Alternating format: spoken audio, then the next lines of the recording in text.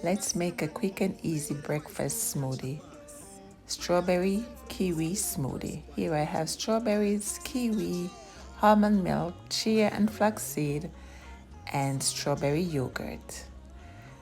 I already have the kiwi peel and cut up, and I have the strawberries washed, and these strawberries are frozen. So I washed the strawberries and cut the stem off.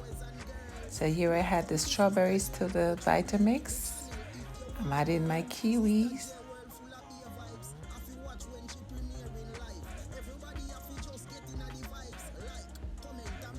And then the flaxseed. I'm using a tablespoon of flaxseed.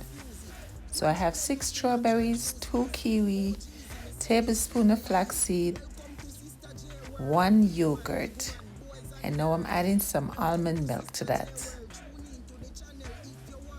And I'm just gonna blend after adding the milk.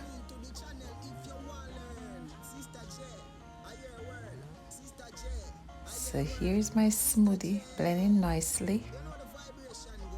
And yes, my smoothie is ready, quick and easy breakfast smoothie. Look at that.